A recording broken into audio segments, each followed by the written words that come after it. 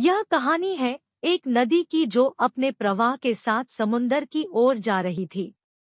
यह नदी अपने संगीत से प्रकृति को सजाती थी, पेड़ पौधों को पानी प्रदान करती थी और लोगों के लिए पीने का पानी बनती थी। इस नदी का उद्देश्य था समुंदर में मिलना। नदी का प्रवाह चलता रहता था और रास्ते में वह चट्टानों, मैदानों और जंगलों से गुजरती रही। रास्ते में उसने कई बाधाएं और परेशानियों का सामना किया, लेकिन वह हर मुश्किल को पार करती रही। जैसे जैसे नदी आगे बढ़ती गई, वह समुंदर की ओर नजदीक आ गई। लेकिन जब वह समुंदर के किनारे पहुंची, तो उसके सामने एक बड़ा सवाल खड़ा था।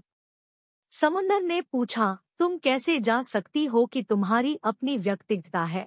नदी ने समझाया, मैंने किसी भी रास्ते पर जाकर अपनी पहचान नहीं खोई है।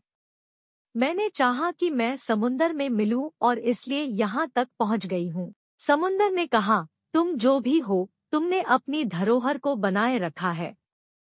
तुम्हारा प्रयास और संघर्ष बहुत संजीवनी है। इससे नदी ने सीखा कि हर कठिनाई के बावजूद वहनीयता और संघर्ष में जीवन की सबसे महत्वपूर्ण बातें हैं। उसका प्रयास, उसकी मेहनत और उसकी दृढ़ निश्चयता ने उसे उसके लक्ष्य तक पहुंचाया। नदी की यह यात्रा न सिर्फ उसकी संघर्षशीलता को दर्शाती है, बल्कि हमें यह भी सिखाती है कि हमारे जीवन में भी हर मुश्किल का सामना करना होता है, लेकिन हमें उससे परेशान नहीं होना चाहिए। इस कहानी से हमें यह सीखने को मिलता है कि हमें अपने लक्ष्य की दिशा में प्रयास करना चाहिए और हमें कभी भी हार नहीं माननी चाहिए। जीवन में आने वाली हर चुनौती को हमें निर्णय पूर्वक स्वीकार करना चाहिए और उससे सीखना चाहिए।